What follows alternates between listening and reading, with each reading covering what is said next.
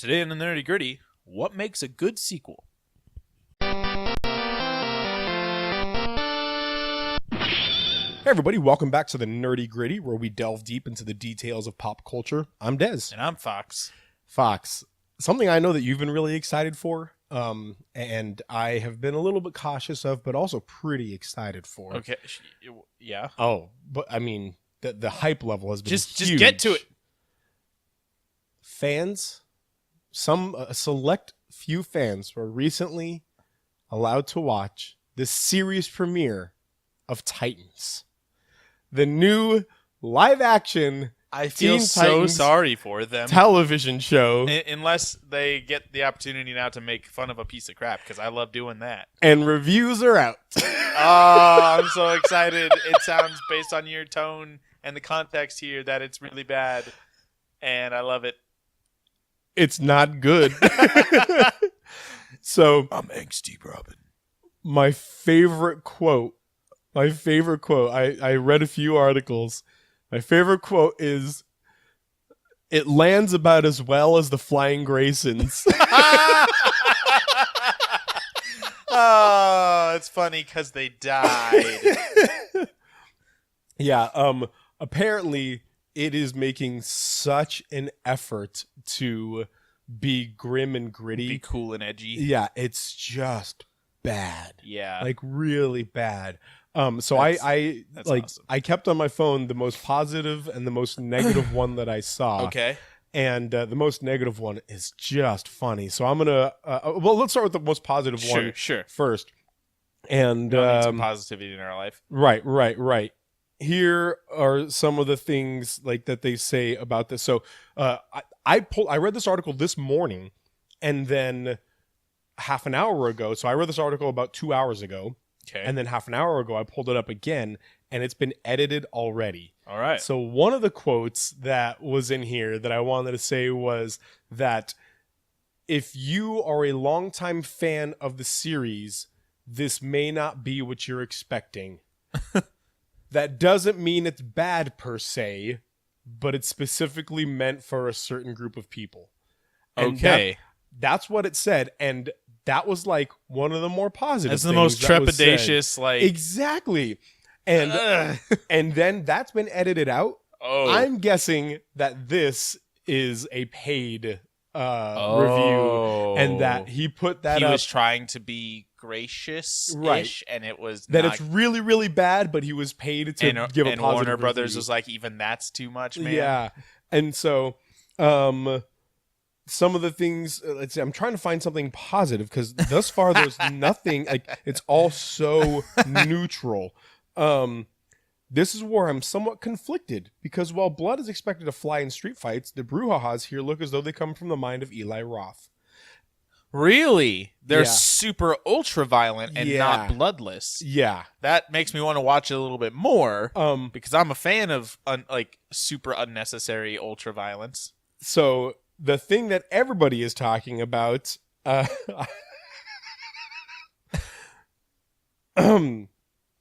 let's see Snidely here. Whiplash voice laugh going on there.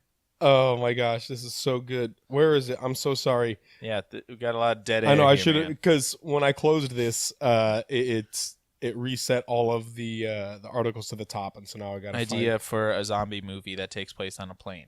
Dead air. Oh, that's good. Yeah. I like that. Okay, well, bottom line.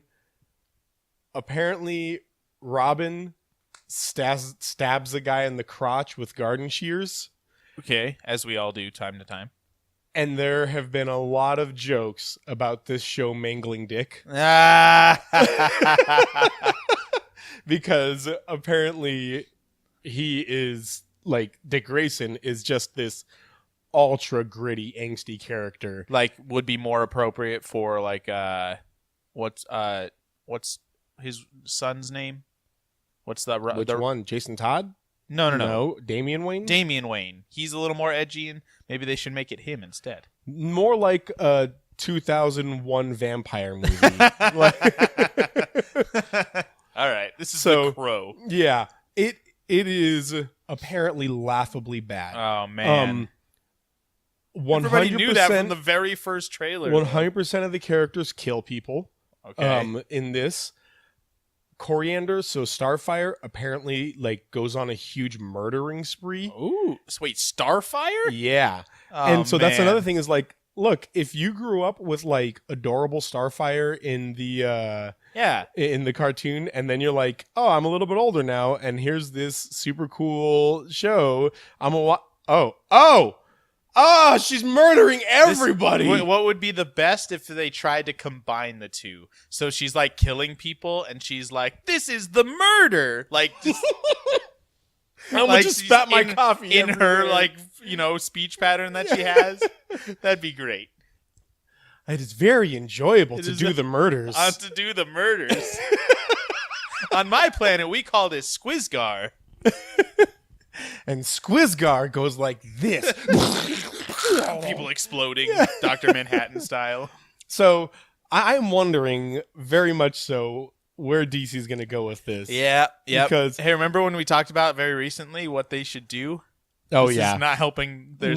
situation. well I mean because Arrow is popular. Yeah. And it's going really well. Flash is popular and it's going really well. Like Sure. Well, here's my question. Because there's so many different continuities that they have in their own live action universe, like, is this like DCEU as in like what's an actor's name? Like big Batman movie Batman? Ben Affleck. Yeah, Ben Affleck continuity, or is this like Batman from Gotham? So this is its own continuity. Everything else other than Gotham. So Gotham is also its own continuity. Everything Okay. else is the same continuity. Arrow, Flash, and all the DCEU movies are all in the same continuity. Wait, so Flash in the show is supposed to be the same guy as Flash in the movies? No.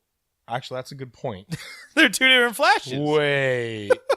I don't know. I mean, that could Good be easily question. explained with like Speed Force crap, but like just nonsense from the Speed Force. But Maybe it's the other way What? around then. Maybe it's all the TV shows their own continuity. no, because there's also another Superman in Supergirl. Right.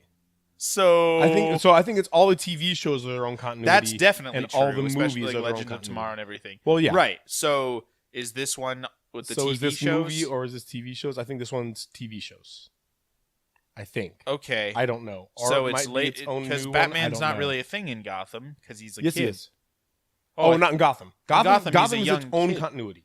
Oh, it's completely separate. Yeah, it's an entirely Oh my separate show. goodness. Yeah, I'm also wondering like this Joaquin Phoenix Joker, is he the same? Like pick a lane. Just oh man. Anyway, You can tell stories about people that have nothing to absolutely. do. Yeah. But it just seems weird that they didn't plan this out beforehand and just like make it all one big thing. Yeah, I mean, You notice how look, we're gonna compare to Marvel because that always Right. is what you do. Look at how their Netflix shows are all great and also are connected to the big ones, They're and in continuity. but have nothing to do with them story wise. Right. They're their own thing, and it's perfectly fine. Why not? Why can't you do that? Like, and there's side stories in the same world. yeah, and it gives Yeah. gives fans.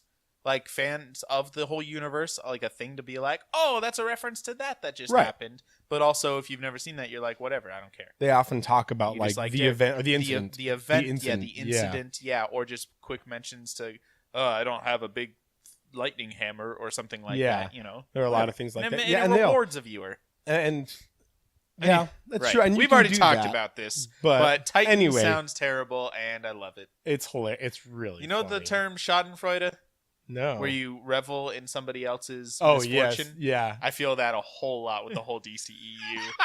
For some reason, I'm just like, yeah, it's real bad. You suck. All right. What do you got, Fox? So real quick. You can say a few more times maybe in there. It has to be in between each word. Quick. Yeah, that's how I'm gonna do things now. That's good podcasting. Yeah, everybody loves it. Dang it! Now I'm consciously thinking about it. Two things. I've played Spider-Man. I stole it from you. You even played though more it's- Spider-Man than I have now. Yep, even though it's my copy, I stole it from you to play it, and I played a whole lot of it. It is awesome, and I'm actually going to disagree with you on the too many buttons to press thing. I love the combat, actually, because it just feels like I'm getting better and better at it.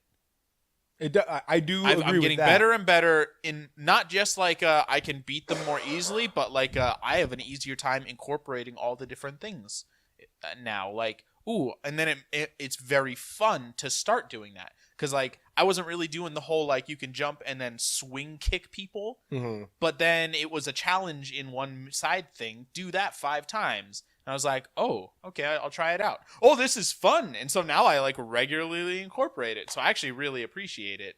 See, to me, it just wasn't intuitive from the get-go. I agree with you that you get better at it, but I feel like you have to get better at it with practice. Yeah. And Which I think is fine. yeah. If you're gonna do combat this much, then it should be continually rewarding.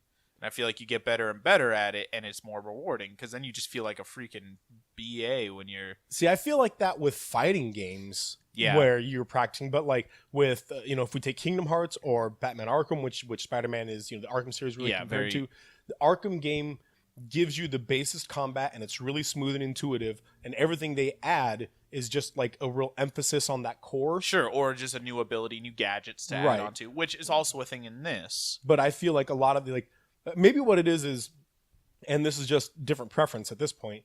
In Batman, you have a lot of options, but you can only choose 1 or 2 at a time. Yeah. In Spider-Man, you have, other than your different types of webs, you have all those options at the same time. Right.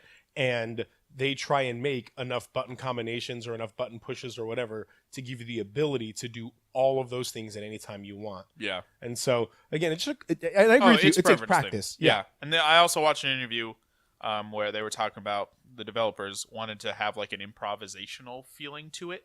It definitely has that. Yeah. Because that's kind of how Spider-Man rolls a lot of the time is just kind of making things happen on the fly. Batman pre-plans everything and knows exactly what he's doing and never seems like he's making something up. Like he's always had this planned.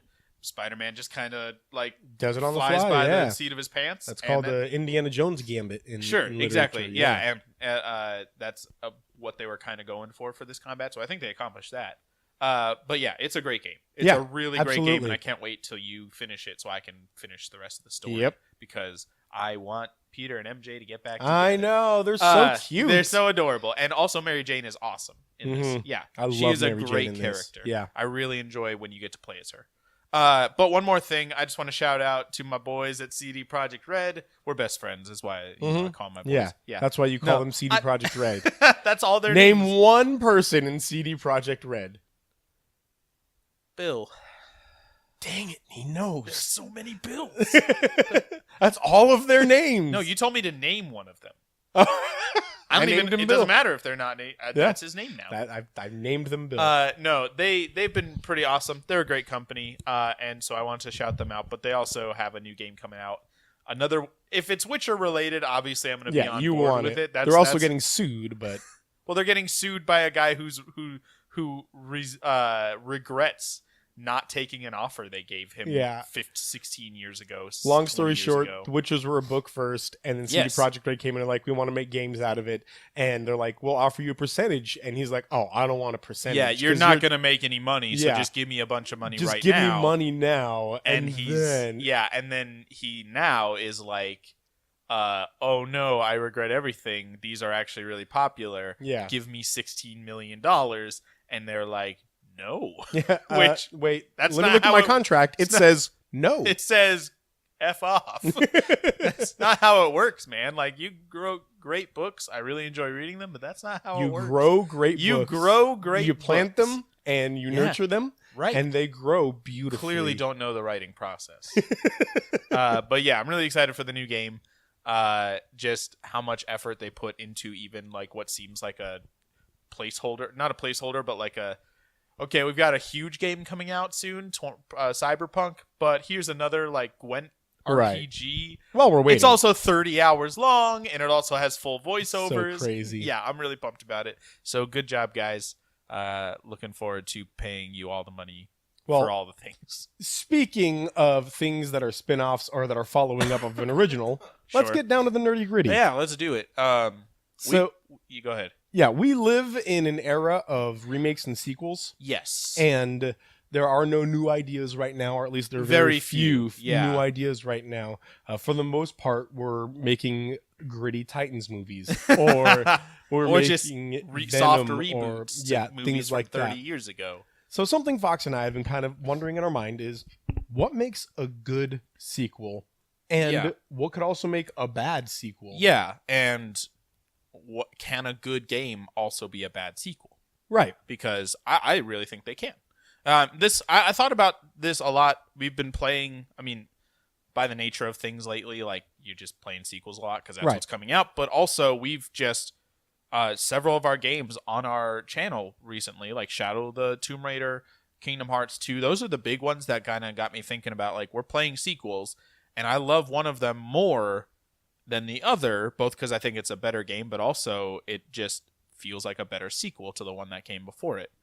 So let's talk about why a sequel, or how a sequel feels better than its previous. Well, let's start with what is the purpose of a sequel? Like, what, when somebody makes a sequel, what is their goal? What are they trying to do? I think you generally have two plans, two paths. Okay. You have, and the classics that always come to mind for me are Star Wars versus Indiana Jones.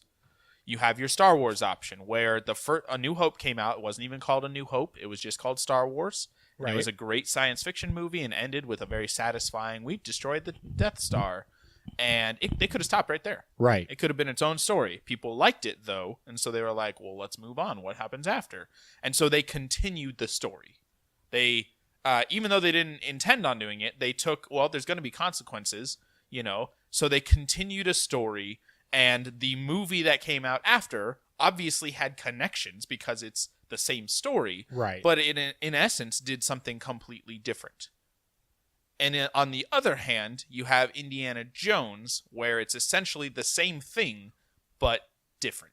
Mm-hmm. Where all of the Indiana Jones movies pretty much follow the same storyline. Right. Indiana Jones hears Seeking about a some relic. Artifact, Yeah, he's going to go. He has to protect it from evil people who want to do evil things with it. Mm-hmm. And then there are even smaller story beats, like now he fights the muscle guy, and now he's they've come in contact. There's a formula. And a supernatural thing happens generally. There's a formula that they follow. Or a science fiction thing happens. Or a science fiction thing happens, and it's garbage.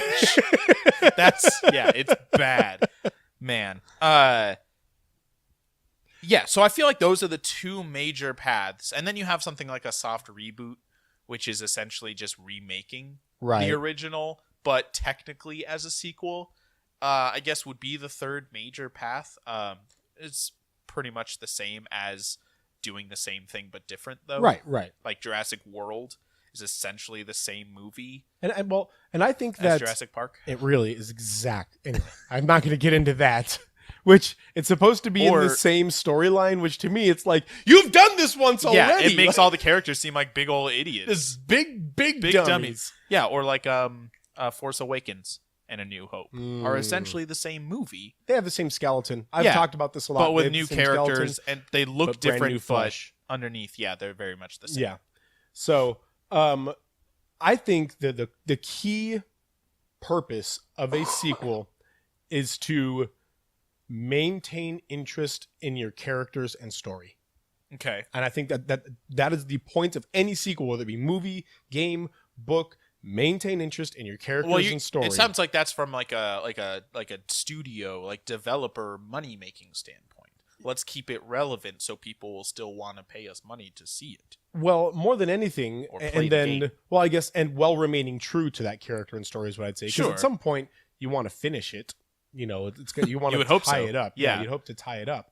But with sequels, and we are talking direct sequels here, not like Final Fantasy.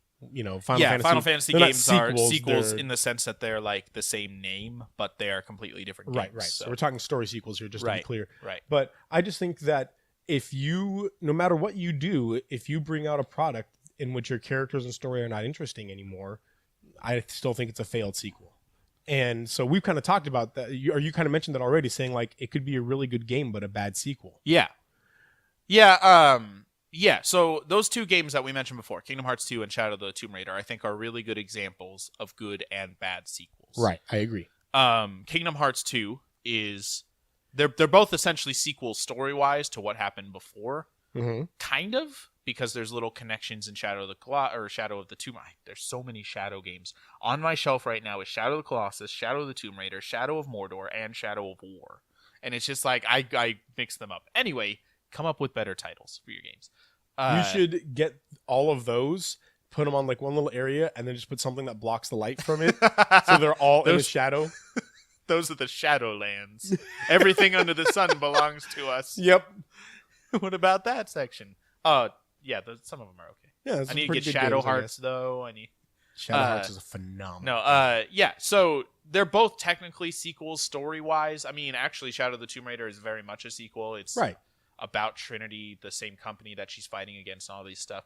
But I would say it falls under the Indiana Jones like formula, where it's basically the same exact thing but slightly different with what it looks like. Whereas Kingdom Hearts 2 is a direct sequel continuing a story actually to a game that's not even called Kingdom Hearts 1. And I want to bring up that game. Yeah, it is continuing a story that has already started. Right. Moving on, introducing new characters and new worlds and all this kind of stuff. Where and we should talk about gameplay as well as story-wise. But I would say, personally, you didn't play Shadow of the Tomb Raider. I did not, but I watched it. Right, you watched it.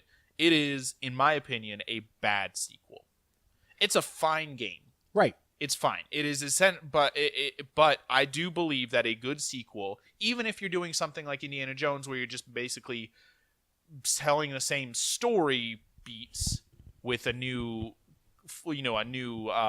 same formula with a new story to it, I think you do need to improve upon that formula. Yeah. Or improve upon the story or the characters. So we briefly talked about this a little bit, and I had a lot to say, but I wanted to save it for the podcast here. Yeah. So with that sort of mindset, I worry about enjoyment creep, where the whole, there's power creep, where things continue to have to get more powerful as time passes, where if you're like, okay, this has to be the same thing but better, this has to be the same thing but better, this has to be the same thing but better, at some point, you're going to reach max good, and then you're going to end up with a Batman Arkham Knight situation, in which Batman Arkham Knight was 90% a very good game and 10% so frustratingly bad because of that stupid tank.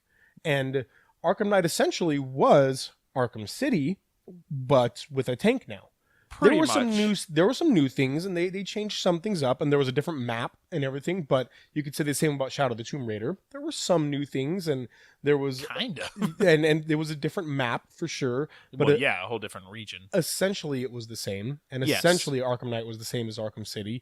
But the difference in Arkham Knight was that stupid tank. Well, that was a downfall. That was they're like pretty much the one bad spot of that game. Right. Pretty much everything else is amazing, including the story. Yes. I would say that Arkham Knight, video games are very different in movies. Video games have a lot more areas that they need to improve on or need to address. You have your story, you have your you have your mechanics, you have your actual gameplay, you have your, lots of things. A movie, while it has a lot of elements to it, is less in scope about what has to be paid attention to, and less moving parts. So as far as video game, I think Arkham Knight, I think it was better in general. That story was incredible. Yeah. Oh, and I think it is a very good game. Yeah. I really do. And I think it was a better game than Arkham City. But my point is their goal of escalating failed. The goal of escalating fell short. The story was still great. It's still a very good game, but their goal of adding that new element to spice things up and to make things different hurt. So what if Shadow of the Tomb Raider was like, okay, we've got Shadow right now, and it's too much like Rise of the Tomb Raider, so let's try and add some more stuff. And that, at some point, if you're going to want to make 4, 5, 6, 7 games, at some point, you can't add anything else without making your game worse. At some point, your game's going to reach max good, and whatever you add is going to it's feature creep. Right. Where you just start, a developer will confuse fun with lots of stuff. Right. Where it's like the more things you can do doesn't always mean you have more fun playing the game. Right.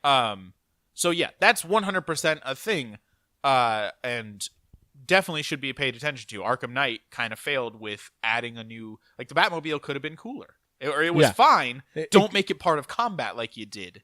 Make it a cool gadget, essentially, that you use to travel around. Or give it tighter controls. sure, tighter controls as well. Yeah, they also adding it to like the Riddler challenges was really stupid. Yeah, the Like, Riddler's suddenly a mechanic now. Edward Nygma spending years building underground like racetracks. You're like, Yes. what? Why is he doing this? And how did he do this by This is himself? amazing. Yeah. He could go into legit business and be like very successful. Yeah.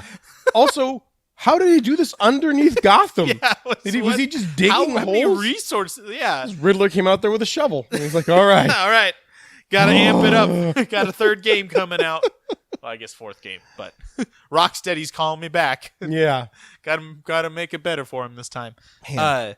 So, and that, again, and this is kind of a thing. So you say, like, Shadow of the Tomb Raider was essentially the same as Yes. Rise of the Tomb Raider. And I don't disagree with you. There were some new things here and there, but for the most part, like, all the outfit crafting was kind of new. And Kind of, yeah, a little bit. and then like the way you get resources and things like that. And The researchers are the same. well, You just other find than them. the outfits, like the outfit crafting was Sure. different. Yeah. So there was just there were some new elements to it, but I feel like it could have been better for certain. I don't disagree with you that absolutely. it could have been better and they could have been more, but I feel like it's a safe sequel.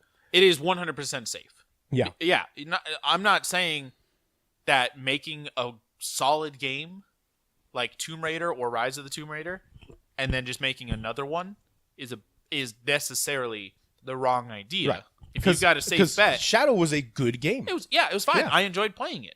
I guess now that I think about it, I agree with you on the whole like maintain interesting characters kind of Right. thing, because what would have even if Shadow of the Tomb Raider mechanics wise was exactly the same as it was, which meant it's basically exactly the same as the one before. If the story was more interesting, if I learned more about Lara Croft, Mm-hmm. and saw like more of who she is, then it would have been a better sequel. I still maintain that the most important thing to me in a video game is the story most of the time. There are Right. games that I play that I don't care, like Kingdom Hearts, about the story, Oh, but I I really fight enjoy. you. I'll fight you. That's fine. You can fight me. I don't care. We both enjoy it. Hey, I just want to be clear. Stop right now. Fox said that I could fight him. He doesn't care. So once this is over, I'm going to hit him as hard We're as gonna I can. Des and Fox clash. Yep. Go ahead. But basically, I think the biggest flaw of the apparently Tomb Raider trilogy is what they're trying to get across with you through these three games is that essentially all three of them have the same story. Mm-hmm. It's her learning to become the Tomb Raider. You're like, she did that in the first game. Move on, man. Indiana Jones is like that too, though. You just said that all the Indiana Jones follow the same formula. Yeah, it's true. And the Indiana Jones, minus the fourth, are all incredible. Yeah, well, yes, but I'm spending 2 hours watching an adventure movie with Indiana Jones, whereas I spent 14, 15 hours playing Lara Croft. That's fair. Like, there's so much more opportunity. The best parts of the game were when toward the very beginning, when you get to play a little section as young Lara Croft. Right, that You was get cool. to see who she is. It reminded me heavily of Uncharted 4 with the opening in that. Where you get to be young Lara and just kind of see her relationship with her parents a little bit more, Mhm. and see kind of what led to her dad's downfall, financially and all that. That was really fun. You also got to see that she was like this adventurous young spirit her whole life, which kind of makes it a little more easy to accept that just this like graduate student can then go on to be this like right. adventurer who's Tomb Raider. yeah, a Tomb Raider. Mhm. So that helped like understand the character a little bit more. And then toward the end, there was a really good scene. I don't want to spoil it, but basically she was given the chance to make things right for herself Mhm. or to make things right for the world. And Oh, she that's had to right. make a choice, which that's kind of the point of character, like any kind of character story. Neil Gaiman describes the entire Sandman series as, he puts it this way: Dream is given a choice to change or die, or Dream is given the option to change or die and makes his choice. That's how he describes the whole thing. Obviously, a whole lot more happens in that, but choices are how we see characters change. Mhm. And so those a few moments were the most interesting parts. The rest of it, where she's just being a bad archaeologist and destroying tombs, like you're like, oh, this is fun, but also I'm not learning anything about her. I bet I could mod my gun with this stuff. Oh, cool! Look, an ancient pirate ship. Better tear it apart for gold. Yeah. You're like, yeah, first, like, it, but aside from being like, wait, why is she doing this? It's like in the beginning of Suicide Squad, where June Moon, an archaeologist, sees a thing in a cave and is like, oh, cool, and then breaks it immediately. Right. Like, you're a bad archaeologist. What are you doing? But yeah, so we don't learn anything about her. She's essentially, in my opinion, very similar to who she was, let's say, at the end of first Tomb Raider, because there's better growth in that one to the end of this one. And you're kind of like, what were the point of playing all these? It just felt like games in a series for you to play. And this game, and it's even in the title, is about like her dark side. A little bit. There could have been more of that. Right, and exactly. And like they what they presented could have either been done in a much shorter amount of time. Yes. Or could have been delved much deeper into. Yes. And so, yeah, I agree with that. And so, okay, I'm going to tie up the Tomb Raider knot right now. Okay. Because we've talked a lot about why it fell a little bit flat, but was still a good game. So let's talk about why it was a bad sequel in general. Like, what was it that we both say, like, it was a good game, but not a great sequel? Why was it not a good sequel? Well, I think in comparison we have to do that, because it was a fine sequel as far as like gameplay and all that. Well, when you have a sequel, it's naturally going to be compared to its predecessors. Well, 100%. It has to be. So this didn't do enough to take it either in a new direction or dig deeper into what it was doing before, right? Or expand on. I don't think they had to add a whole lot to it, like new features and all that, but set it apart somehow. Make it, oh, I love Shadow of the Tomb Raider because, oh, it's got that part in it. Mm-hmm. And that was really fun to play. Where, like, so... Although there is one part in which she comes out of the water and there's a big fire behind her. Oh, that was a great moment. It's a good scene, but... It was a great scene, but didn't... Yeah, like, sure, she's angry a lot and is willing to kill people who are harming her friends and whatever. It was a cool scene, but it didn't really do much for the character. We've seen it before. Whereas, I'm going to switch over to Kingdom Hearts now. Okay. We've been playing Kingdom Hearts 2. What makes it a good sequel? I played Kingdom Hearts earlier this year, so it's fresh in my mind. Right. Kingdom Hearts 2, as far as mechanics-wise, doesn't really add much. I agree. Basically everything there are a few things. Except for like there's like the Valor form or the final form. The MP gauge charges differently now. Yeah, they've changed a little bit. And in fact, it didn't change so much as they were like, hey, here were some complaints from the last game. We fixed those. Yeah, exactly. And so why I think Kingdom Hearts 2 is a great sequel is it takes everything its predecessor did and improves upon it. Right. Either makes it better, makes it more fun. Having fun is a pretty important part of a game. So if you're doing the same thing as you were before, but it's more fun this time, that's a big improvement on the game. The gummy ships. Like, it's basically the same as the first game. Right. You're flying through a predetermined path and shooting ships that come at you. But in this one, like, it changes dynamic, like your view changes. You've got more ships that you can choose from. There's cooler enemies, like all these things. They just improved upon it. Yeah. Yeah. And that's basically goes for everything. Same with like the Kingdom Hearts 3 demo that we played or that you played. Yeah. It basically takes the same formula and makes it more fun, more enjoyable, more interesting to like just watch. Now, Kingdom Hearts has developed itself, and this is a credit to them, sure, in which it is perfectly acceptable to be fighting a giant rock titan than to jump into a glowing train and shoot fireworks at that rock titan. So much fun. Like, and that's 100% acceptable. And, and you're not like, what in the world is happening right? You're like, no, this is Kingdom Hearts the way it is. So they've done a good job of allowing themselves to grow in their spectacle and have it still be a natural thing. Whereas if you were to jump in a glowing train and shoot fireworks at people in Tomb Raider, that would be really, really weird. It would make no sense. I'd also love it. You would. You would. So Kingdom Hearts has given itself, and again, this is not saying it's that they have an easier time. This is a credit to their work.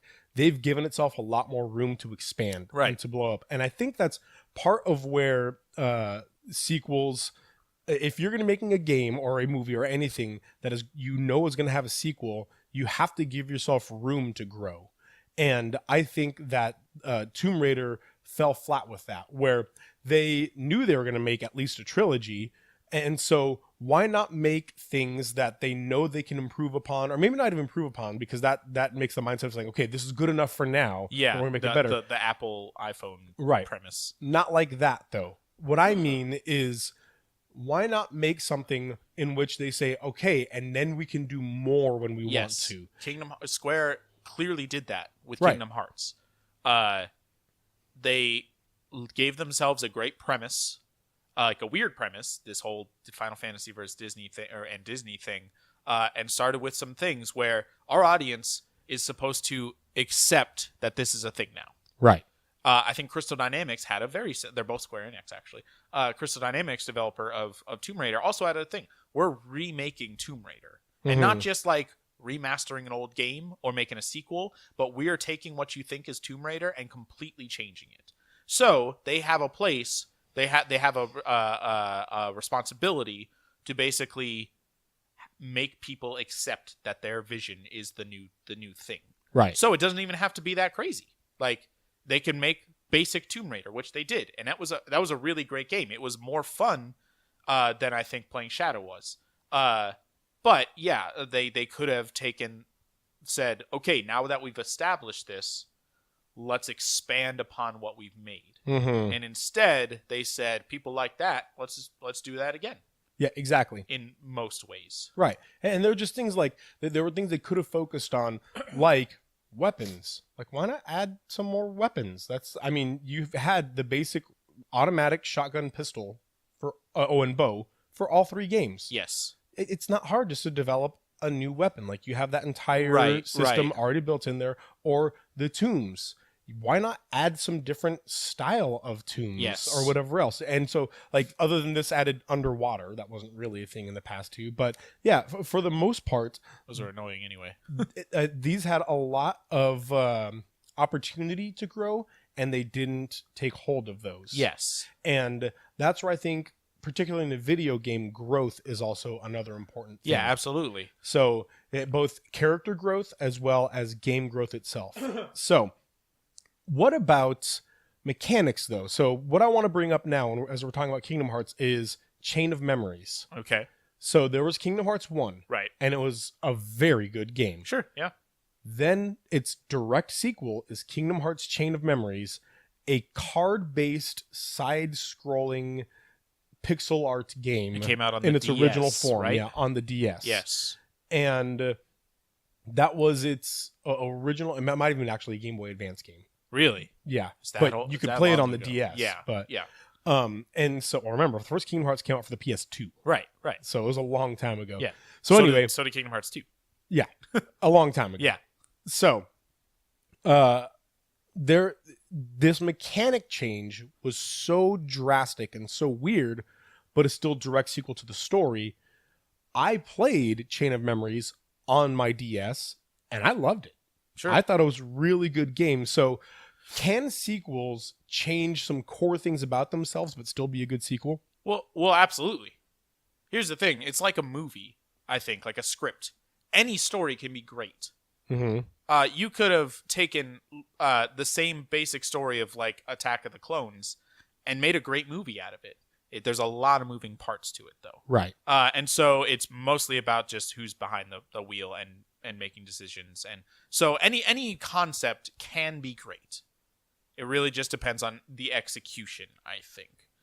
So it's like, let's talk about The Witcher here. The next Witcher game that they're coming out with is an isometric RPG that also is a card-based combat game based on Gwent, which was from the other games. Right. But if you love The Witcher and you want to play the next Witcher game, then you're not playing what you think is The Witcher anymore. Is this the sequel, though? I don't know if it's a direct sequel. Because Chain of Memories was a sequel. Right. That's where I think the problem was for that. So you do think that was a problem? Okay. I do. Well, just because I never knew that.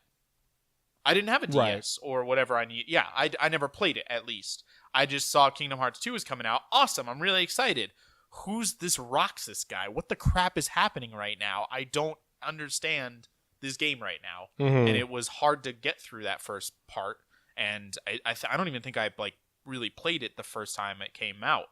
Like, I played it and was like, I don't know what this is. I'm I mean, and then eventually I did. That intro time with Roxas, Yeah. if you did not play Chain of Memories, even if you did play Chain of Memories, Yes. it's still pretty confusing. Yeah, it does not explain what's going on. Yeah, because Roxas isn't in Chain of Memories. Organization 13 is. Yes. And therefore which you would have be the connection you have would need. that going, but still, Yeah. like, there's a lot of. So I think that's where Anyway. they failed. Mechanically, I'm fine with them doing whatever. I actually really applaud when somebody does something different. So then let's say that it's Avengers, and Avengers 2 comes out, and it's a drama, and there's some action to it. There's some like little things, but more than anything, it's like a really personal drama about the relationship between Captain America and Scarlet. society. Oh, that, well, I like, mean, that like him like settling into society. that might be the wrong place to put that. Yeah, I mean, yeah, audience expectations are a big deal.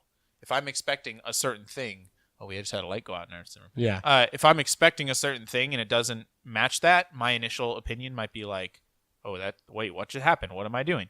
But I'm going to give you an example of when that does really work. You've watched Cloverfield? Yes. The original, basically Godzilla. Yeah. Have you watched 10 Cloverfield 10 Lane? Cloverfield Lane? I have. You have. That is not a direct sequel. It is related, Right. but it is completely different. And very good. Very, very better. Way better. Yeah. And it's not about a giant monster. It's about the result of, you learn eventually it's in the same world. Right. But going into it, I had an expectation of basically it's going to be different.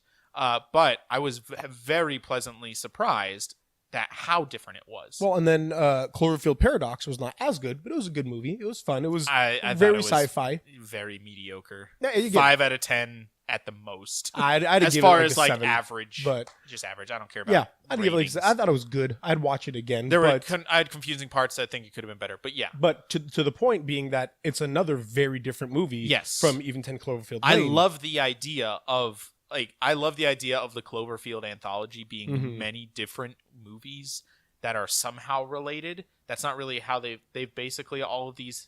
I don't know if you know this, but 10 Cloverfield Lane and Cloverfield Paradox were originally written not as Cloverfield movies. I'm not surprised at They all. were completely different movies, Yeah. and then people were like, "Oh, this is not like let's use this name Cloverfield to get people to watch it." Right. Which works well when it's a good movie because it needs more attention. You want people to watch it because people might not watch it and it might not get success, and the people behind it might not be able to make another good movie. All that stuff. But also, it can be a bad thing if it is a bad movie and you're just trying to trick people into watching it because they like that other thing with the same name. But yeah, I think that a game or a movie or whatever sequel can be just as good or better, even if it fundamentally, in the mechanics of how it plays out, is very different. So then we kind of tied up saying a bad sequel is one that doesn't expand or keep you interested in Right. in its storyline. So then to kind of tie this up, what makes a good sequel then? I would say a good sequel is one in which you are feeling the growth of the character and the growth of the platform at the same time. Sure. So, like, for example, Lord of the Rings. Each Lord of the Rings movie gets not just better, but also there's a growth, not in just the characters, but in the world. So, Yes. whereas in the first one, it's just the path of the 9. And in the second one, now there are 2 paths, and you feel a growth in the world. Yeah, you're seeing more and more of Middle Earth, Right. learning about how it works. And then finally, in the last one, you're introduced to Mordor, and now Yes. there's this whole other side to it. Like, and so it's literally not just the characters, but the whole world is growing and Yes. expanding for you. And so both the characters and the platform need to grow. And so in a video game, I would say the characters and the gameplay. And even if the gameplay changes its genre, it still has to be good, solid gameplay. Yeah. And so I would say a good sequel is one that successfully grows both the character and the platform. I also think a good sequel should take a risk in some way. Mm. That's why I like Temple of Doom, the Yeah. second Indiana Jones, the most. It's a great movie. I don't think it's the best. I think Last Crusade is probably the best I agree. of the trilogy. But I like watching Temple of Doom more because A, it's really violent, and I like violent movies and real dark, but also it took a huge risk. Because people love Raiders of the Lost Ark. Really great throwback movie to like adventure serials from the 40s. And it was like real safe and not family friendly, of course. It was pretty violent, but it was like just a fun, I like this guy. He's going to fight the bad. Yeah, sure. And this one just got so dark. Yeah. Like, let's put in human sacrifice, child slavery, murder. Like, all, it just got so dark. And I'm sure people watched it and were like, what? why is there child slavery in my fun Indiana Jones adventure? This doesn't make... And then, they played it safe with the third one and went back to classic, But I like it when something is willing to take a risk, when developers are willing to take risks, because Kingdom Hearts 2, by adding so much to it, and Kingdom Hearts 3 in turn, is in a sense taking a risk. Oh, absolutely. If you're not delivering the same thing as you were before, if you're expanding and adding to it, then there's a possibility that you might fail with those new things. So Shadow of the Tomb Raider was not a risk. It was the same game that people would like most likely, but also really had no risk. And I like it when a developer is willing to expand their art form and storytelling capabilities. And although Lara had minor growth, a little bit, the platform had zero. I don't growth. see her as any different now than she was at the end of the first Tomb Raider. She's had a lot of resolution. A little bit. Yeah. I don't know. Yeah, it's just weird that they're describing it now as like she's become the Tomb Raider now. And you're like, what was she when she raided all those tombs in the first game? Yeah, maybe she was like really like less confident or like more scared. But at the end of the game, she had gone through this whole ordeal and like saved a whole island, and she essentially just does the same thing. If they had let her character have like from the very beginning have a dark side of like when somebody mentions her dad, she shoots them or whatever, like or in some way she's struggling with her struggle in the third one. Yes, seems like it was kind of also introduced, like it's introduced and resolved a little bit. Third game. Here's my favorite part of any of these games was that there was a DLC add-on to the second one in which you are Lara Croft. Family Ties? Maybe, something like that. Yeah, it was based on the 80s TV show. Yeah, it's exactly what it was. You're just Lara Croft and you watch an episode of it. No, and she cries a little bit because it's really nostalgic for her. Right. Yeah. She used to watch it with her dad. Right. No, it's basically, you're her. You've basically abandoned your home because you don't feel like you're part of the family anymore, or like things have, whatever. There's a risk that your family lawyer is trying to basically steal the inheritance, and like the property and all that to try to sell it or whatever. Mm-hmm. Whereas you are, of course, the rightful heir.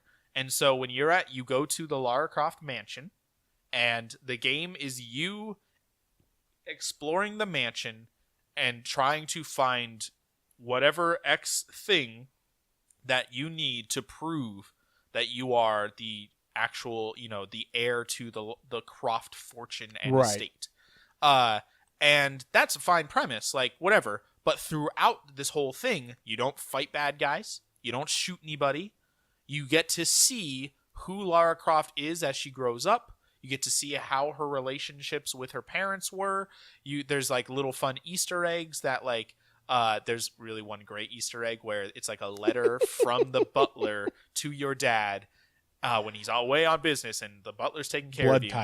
Blood ties. And he's like, oh, she's a rambunctious little scamp, She even locked me in the freezer, which is a great reference to Tomb Raider 2, when you could do that to the butler. It's hilarious. But it was great, and it wasn't a sequel. It was kind of a side thing. It technically, story-wise, was a sequel to the game. Right. But it wasn't a full sequel, I'll say that. But it also just took a risk of not being what you expected from Tomb Raider. Mostly puzzles and searching. It was a puzzle game, which is a Tomb Raider staple, but you weren't shooting bad guys. Yeah. You weren't like diving into ancient tombs for artifacts. But it grew the character. Exactly. Yeah. And that's what you care about. So a good sequel, I think, does what you said, where it expands everything and kind of widens out, but it also stays very true to what's important in any story, and that is the character connection that you have to that person. And so, yeah, I think that's what makes a good sequel. Well, guys, let us know what you think makes a good sequel.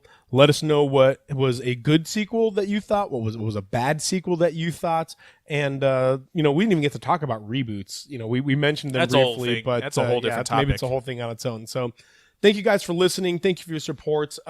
If you guys have enjoyed this, you can go down to below the video here and just hit like, and Sure. you can share it, That's a and thing. you can comment and let us know what you think. You can also do that. Yeah, we appreciate you guys, and Fox watches you sleep. We'll see you guys Not all next of time. you. Remember, Not Santa Claus. save game, Just some. save lives. Bye. He sees you when you're sleeping.